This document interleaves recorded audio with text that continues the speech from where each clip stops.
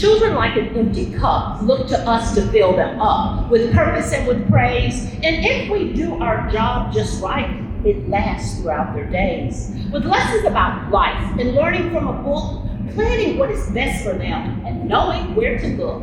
Taking time to stir with patience and with grace, showing that you're interested by looking in their face. And saying no is okay too, but it's just a part of growing. Sometimes things don't go our way, a lesson much worth knowing. But if you teach them hope by reaching for their dreams, they gain the faith to not give up despite how tough it seems. So listen with your heart and encourage with a smile. A perfect blend of all of this can last them for a while, at least until they're confident and you find them all grown up.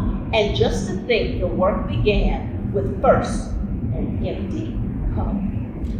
I wrote that poem because children do come to us as empty cups, and it is our job to fill them up with as much good stuff as we can find. And when I talk about the good stuff, I'm talking about loving more, I'm talking about taking care of each other, I'm talking about sharing, and I'm talking about just being good human beings. That's the good stuff that we need to fill our young people up with. But sometimes they don't have anyone who's in the household or in the community who can pour from the inside. So they need all of these outside sources that can help lift them up. Let me tell you a little bit about myself. I am Dr. Kimberly P. Johnson. I have an undergraduate degree from UNC Chapel Hill. I have a master's degree from Clemson University. I have a certificate in diversity and inclusion from Cornell. I have my doctorate in curriculum teaching and leadership from Northeastern University in Boston, and I have a certification in advanced educational leadership. I am a children's author, and I am a college professor. By most definitions, I'm pretty successful, right? But you see, all of that didn't get me right here on this dot. Let me tell you how I got here. This is where my story starts. I grew up here in this house in a small town, and I lived with grandparents who could not read or write.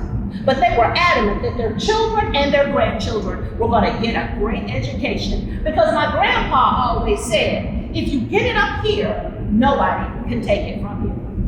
I grew up and I became part of a Head Start program. Head Start is a federal funded program that makes sure that children are ready for school. And they didn't look at me and see just a brown girl who was from a marginalized community. Oh no, my Head Start teacher saw me as something great. She saw me as a fantastic reader. She saw me as a great leader. And you see, we've got to start changing the lens that we look at our young people today. Because so often they feel they can't be successful because there's no one pouring from the outside. My grandpa said, go to college. I was going to be a television anchor woman. Oh yeah. Actually, I was going to be Oprah.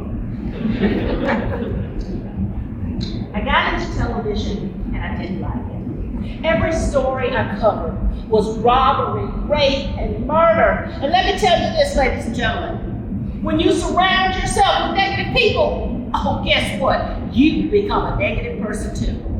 And I didn't like the person I was becoming. And I thought, what can I do? What profession can I go into that I can change the world? I'm gonna be a teacher. Oh no, I'm actually different. I'm gonna be a teacher who teaches teachers. Don't ask me to say that again.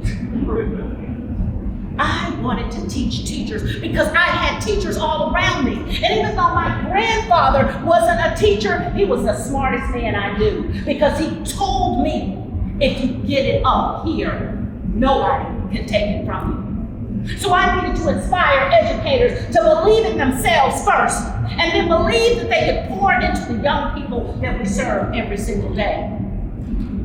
But they were tired, they were defeated.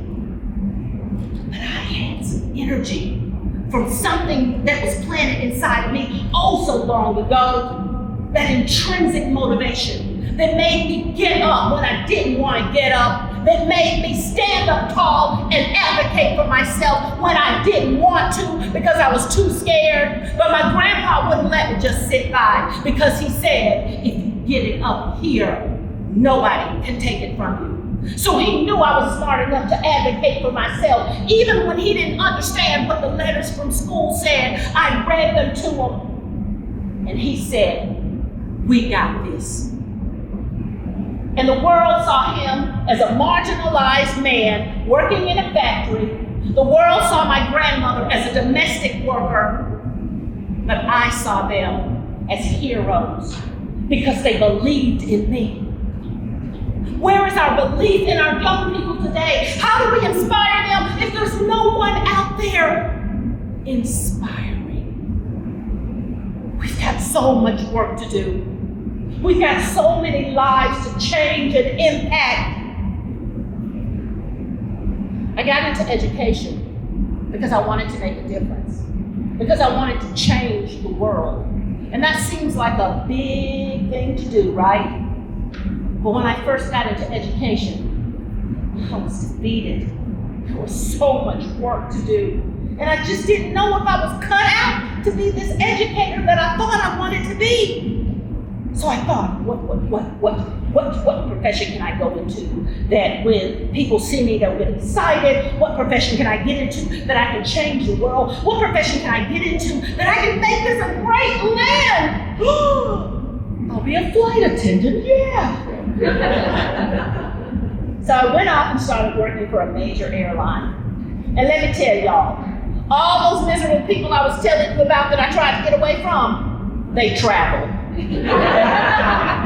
So I was stuck at 30,000 feet in the air with these people who were demanding to know where their luggage was, what time will we arrive, and can I get some more peanuts, please? I thought, this isn't it. This isn't the field for me. My grandpa's voice came back to my head. If you get it up here, nobody can take it from you. I thought, I need to go back to school. I need to keep learning. I need to keep sharing. I need to gather as much knowledge and information as I can so that day comes when I walk into the classroom or I walk into a professional development, I will be prepared to give them every single thing I have learned from all of these big universities that I have been blessed to walk into. Because you see, I didn't just get here because I had so much money, or I was so smart, or I had so many people fighting for me. I got here because my grandparents sacrificed. They gave up things, and I'm gonna be honest, they did a whole lot of praying. That's how I got right here. So lest we forget the work we have to do, because there are some brown and black babies who are coming from these homes. I want to work for every child that I can, every young person that I can, because they deserve the best from us. Lest we forget that someone did it for us. I get so frustrated when I hear people say, what's happened to our children? What's happened to our young people today? You know what's happened to them? We have happened to them because we've dropped the ball. So we've got to take ownership in the parts that we did. And we got to step up and we got to advocate for them because they may not have anybody on the outside fighting for them. So our job as community advocates, as activists, as liaisons, as community family members, we've got to stand up and continue to lift our young people because they deserve the best. Because somebody did it for us. It's hard work. I'm not going to tell you it's easy. How do we become the bold advocates that I'm talking about? I'm simply going to make it plain. Bold. Be available. I know we're busy. I know we got all these lives that we got so much going on. But we've got to be available for our young people.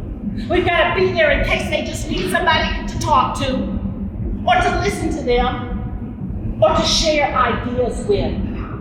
We have the ability to be available, even if they're not your children. Because when I grew up in my small community, I had everybody on my street. They were my grandmas, grandpas, uncles, cousins, friends. They were there advocating for me because they were available. You see, we can't get too busy to be available for our children, for our young people. Because if we do, the generation may fall. Oh, bold, overcoming obstacles.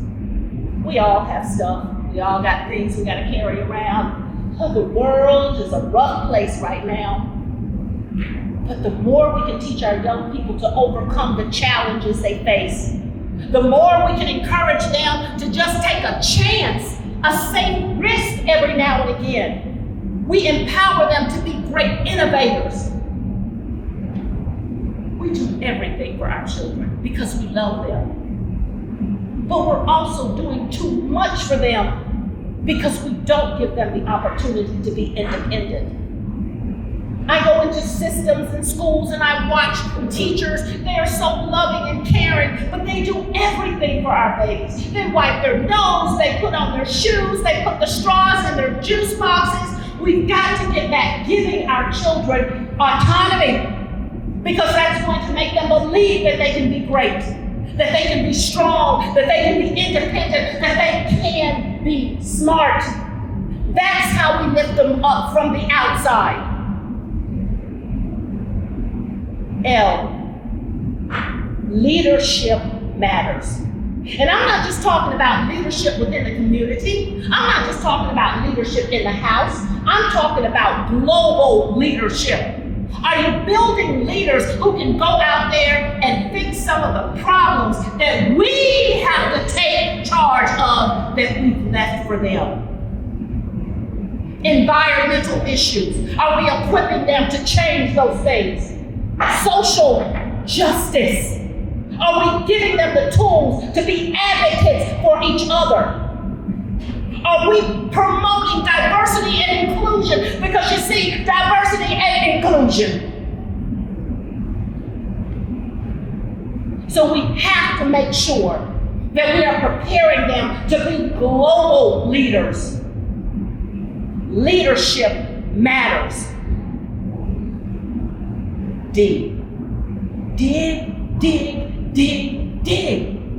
Or should I say, dig, dig, dig. Dig into our hearts and our minds and our souls and try to figure out, what have I missed that I can give this young person that I haven't been able to do yet? And we've got to forget where we are right now and dig into where we started. Because some of us started right here just like I did. And we can't forget. Because my grandpa said, if you get it up here, nobody can take it from you. And I've come to understand, as I teach college and I teach babies all the way up to college, and I've come to understand that college is not for everyone. And it breaks my heart because I want them all to be in college. But I've also come to the realization that college may not be your journey. But that doesn't negate my responsibility to pour from the outside in. I encourage them to be great workers, to show up on time, to do their job, to make sure you take everything to school you need. Make sure you've got your backpack and your pencil and your paper, because I can teach responsibility when I dig down deep. But if I'm not digging in my own life, how can I tell someone else how to do it? You see, we've got a lot of work to do, you guys. My grandparents knew the value of that. And the funny thing is, it took me going to Harvard to realize that my grandfather was the most brilliant man that I'd ever met. Because he had it figured out. He knew that structure was the thing that could build me up from the inside. He didn't just let me do what I wanted to. There were boundaries. But he allowed me to take those same risks.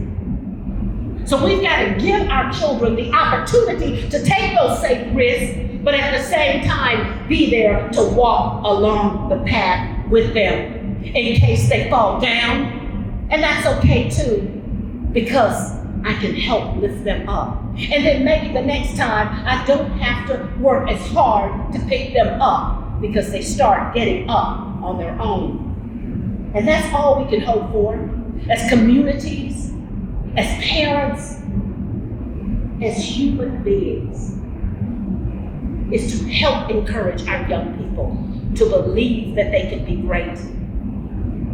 So that's kind of my life right there. But the thing is my story doesn't end here. Oh, no, y'all. I'm just getting started. I'm an educator, baby. I've got more books to write. I've got more kids to teach. I've got more teachers to inspire. I've got more community to empower.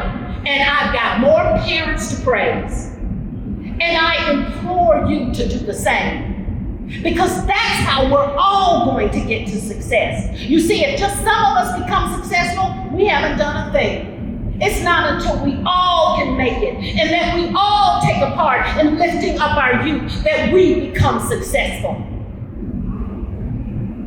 I end my session tonight with a piece I wrote called Simply That, Success. Have you ever thought what might have been if you never tried to succeed? Have you ever tried to move ahead without exerting a little speed? You see, the higher the mountain, the tougher the climb, the more the desire to win. A skin on the knee, a bump on the head just makes you get up again. It's the drive in your heart, the will in your soul, the spirit that says you can. It's knowing that we all are the change in the world with the desire to follow the plan. A no is a yes, and a door is a window. And the closer we are to the dreams in our heart, the farther our youth are from defeat. I am Dr. Kimberly P. Johnson.